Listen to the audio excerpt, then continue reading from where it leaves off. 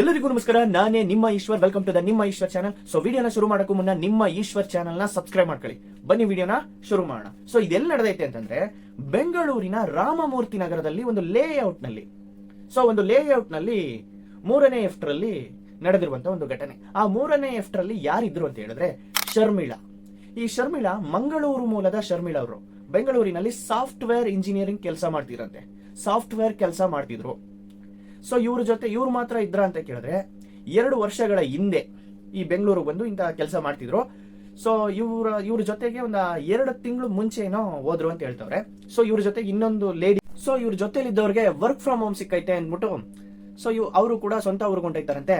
ಸ್ವಂತ ಊರಿಗೆ ಹೊಂಟಾದ್ಮೇಲೆ ಈ ಶರ್ಮಿಳಾ 36 ವರ್ಷದವರು ಇವರ ಆ ಒಂದು ರೂಮಲ್ಲೇ ಇದ್ರಂತೆ. ಇವ್ರ ಪಾಡಿಗೆ ಇವ್ರು ಕೆಲಸ ಮಾಡ್ಕೊತಿದ್ರು, ಒಂಟಿಯಾಗೆ ಇದ್ರು. ಸೊ ಈ ಘಟನೆಯ ದಿನ ಏನ್ ನಡೆದೈತೆ ಗೊತ್ತಾ? ಈ ಕಳೆದ 3ನೇ ತಾರೀಕು ಜನವರಿ 3ನೇ ತಾರೀಕು ಏನ್ ನಡೆದೈತೆ ಅಂದ್ರೆ ನೈಟ್ ಒಂದು 10:30 ಹೊತ್ತಿಗೆ ರಾಮಮೂರ್ತಿ ನಗರದ ಪೊಲೀಸ್ ಠಾಣೆಗೆ ಒಂದು ಫೋನ್ ಬರುತ್ತೆ. ಸೊ ಈ ತರ ಬೆಂಕಿ ಸ್ಫೋಟಗೊಂಡೈತೆ, ಫೈರ್ ಇನ್ಸಿಡೆಂಟ್ ನಡೆದೈತೆ, ಬೇಗ ಬನ್ನಿ ಅಂತ ಫೋನ್ ಮಾಡ್ತಾರೆ. ಫೋನ್ ಮಾಡಿದಕ್ಕೆ ಪೊಲೀಸರು ಕೂಡ ಬರ್ತಾರೆ. ಬಂದಕ್ಕೆ ಬರುವಂತ ಸಂದರ್ಭದಲ್ಲಿ ಫೈರ್ ಸರ್ವಿಸ್ಗೆ ಫೋನ್ ಮಾಡಿ ಅವ್ರನ್ನು ಕೂಡ ಕರೆಸಿ ಸೊ ಎಲ್ಲ ಸರಿ ಮಾಡಿದ್ಮೇಲೆ ಒಳಗೆ ಹೋಗ್ಬೇಕು ಅಂತ ಪ್ರಯತ್ನ ಮಾಡ್ತಾರೆ. ಒಳಗ್ ಲಾಕ್ ಆಗಿರುತ್ತಂತೆ, ಮನೆ ಕದ ಒಳಗ್ ಲಾಕ್ ಆಗಿರುತ್ತಂತೆ. ಸರಿ ಅಂದ್ಬಿಟ್ಟು ಒಡೆದು ಒಳಗೆ ಹೋಗದಂತ ಸಂದರ್ಭದಲ್ಲಿ ಶವವಾಗಿ ಪತ್ತೆ ಹಚ್ಚಿದ್ರು. ಕಿಚನ್ ರೂಮ್ ಅಲ್ಲಿ ಶವವಾಗಿದ್ರಂತೆ. ಸರಿ ಅಂದ್ಬಿಟ್ಟು ಅಲ್ಲೆಲ್ಲ ಏನಾರು ಇದೆಯಾ ಅಂತೇಳಿ ಆಯ್ಕೆ ಮಾಡ್ತಾರಲ್ಲ, ಅಂತ ಸಂದರ್ಭದಲ್ಲಿ ಏನೂ ಸಿಗ್ಲಿಲ್ಲ. ಮನೆ ಬೇರೆ ಒಳಗ್ ಲಾಕ್ ಆಗಿತ್ತು.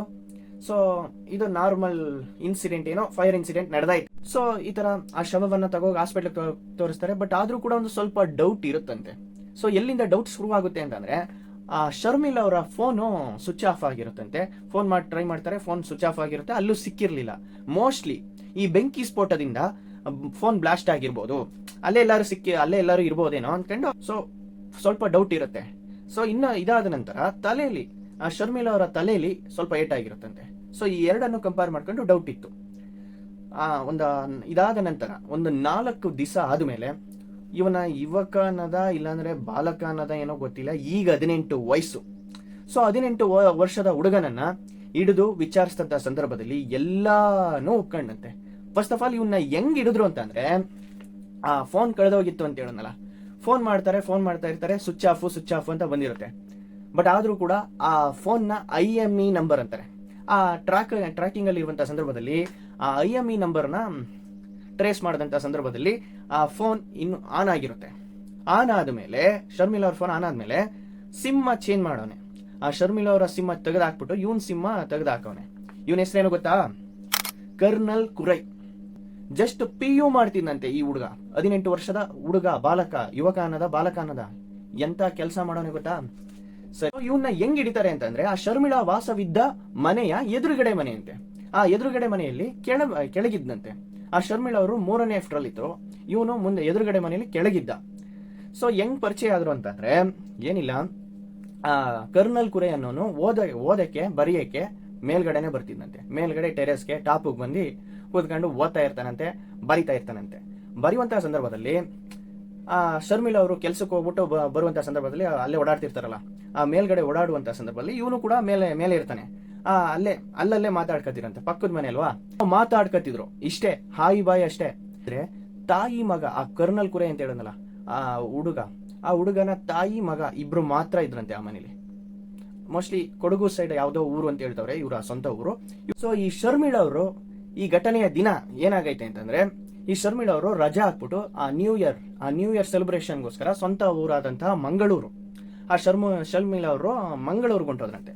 ಮಂಗಳೂರ್ಗೆ ಹೋಗಿ ಆ ಶರ್ಮಿಳಾ ಅವರು ನ್ಯೂ ಇಯರ್ ಪಾರ್ಟಿ ಎಲ್ಲ ಮುಗಿಸ್ಕೊಂಡು ಸ್ವಂತ ಊರಿಂದ ಬಂದು ಆ 3ನೇ ತಾರೀಕು ಆ ನೈಟ್ ಒಂದು 8 ಗಂಟೆ 8:30 ಆ ಪಕ್ಕದಲ್ಲಿದ್ದಂತ ಕರ್ನಲ್ ಕುರೈ ಇವನ್ನ ಮಾತಾಡಿಸ್ಕೊಂಡು ಒಳಗೆ ಹೋಗವ್ರೆ.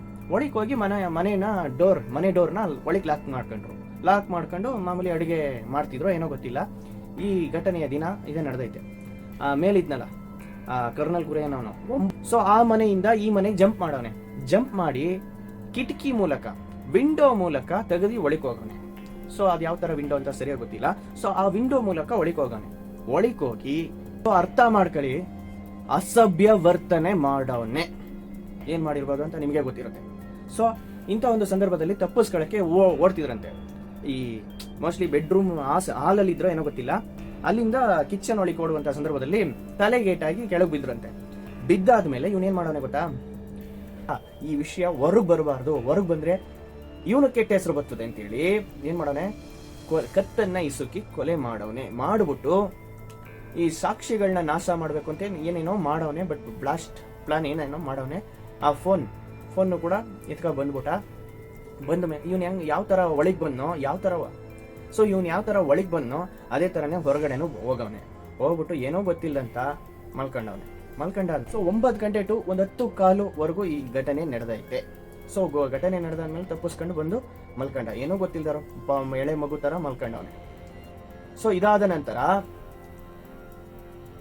ಇದಾದ ನಂತರ ಫೋನ್ ಎತ್ಕೊ ಬಂದಿದ್ನಲ್ಲ, ಈ ವಿಷಯಗಳೆಲ್ಲ ಮರ್ತು ಬಿಟ್ರೇನೋ, ಈ ಕೇಸ್ ಕ್ಲೋಸ್ ಆಗೋಯ್ತೇನೋ ಅಂತೇಳಿ ಎಲ್ಲರೂ ಮಾತುಗಳನ್ನ ನಿಲ್ಸಾದ್ಮೇಲೆ 4 ದಿನ ಆದ್ಮೇಲೆ ಆ ಫೋನ್ ಆನ್ ಮಾಡೋದ್ಮೇಲೆ ತಗಲಾಕಂಡ. ಸೊ ಇವನ್ ಜೀವನನೇ ಓದಂಗೆ. 18 ವಯಸ್ಸು, PU ಮಾಡ್ತಿದ್ದಂತ ಹುಡುಗ, ಆಡೋ ವಯಸ್ಸಲ್ಲಿ ಆಡಬೇಕು, ಓದೋ ವಯಸ್ಸಲ್ಲಿ ಓದಬೇಕು.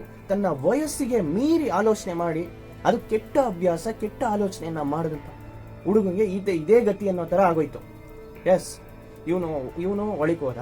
ಆ ಶರ್ಮಿಳಾ ಅನ್ನೋರು ಇಲ್ಲ, ಈ ಕರ್ನಲ್ ಕುರೆಯ ತಾಯಿ ಆ ಪರಿಸ್ಥಿತಿ ಮನಸ್ಥಿತಿ ಹೆಂಗಿರುತ್ತೆ, ಮೋಸ್ಟ್ಲಿ ತಾಯಿ ಮಗ ಇಬ್ರು ಮಾತ್ರ ಇದ್ರು ಅಂತ ಹೇಳ್ತಿದ್ರು. ಈಗ ಇವರು ಒಂಟಿ ಆಗವ್ರೆ. ಯಾವ ಒಂದು ತಾಯಿಯು ತನ್ನ ಮಗ ಕೆಟ್ಟವನಾಗ್ಬೇಕು ಅಂತ ಆಸೆ ಪಡ್ತಾರ? ಅವರ ತಾಯಿ ಮನಸ್ಥಿತಿ ಹೆಂಗಿರುತ್ತೆ? ಸೊ ಈಗ ಈ 36 ವರ್ಷದ ಶರ್ಮಿಳಾ ಅವ್ರ ಫ್ಯಾಮಿಲಿಲಿ ಏನೆಲ್ಲ ಕನ್ಸ್ಕೊಂಡಿರ್ತಾರೆ. 36 ವರ್ಷ ಇನ್ನೂ ಕೂಡ ಮದುವೆ ಆಗಿರ್ಲಿಲ್ವಂತೆ. ಮದುವೆ ಬೇಡ, ಮದುವೆಯಲ್ಲಿ ಇಂಟ್ರೆಸ್ಟ್ ಇಲ್ಲ ಅಂತ ಹೇಳ್ತಿದ್ರಂತೆ ಈ ಶರ್ಮಿಳಾ ಅವರು. ಸೊ ಇದರ ಬಗ್ಗೆ ನಿಮ್ಮ ಅನಿಸಿಕೆಯನ್ನ ಕಮೆಂಟ್ ಅಲ್ಲಿ ಹೇಳಿ. ಸೊ ಇನ್ನೊಂದು ವಿಡಿಯೋದಲ್ಲಿ ನಿಮ್ಮನ್ನ ಮೀಟ್ ಮಾಡ್ತೀನಿ. ಅದುವರೆಗೂ ಟಾಡಾ, ಬೈ ಬೈ. ಹಾಗೆ ನಿಮ್ಮ ಅನಿಸಿಕೆಯನ್ನ ಕಮೆಂಟ್ ಅಲ್ಲಿ ಹೇಳಿ. Thank you.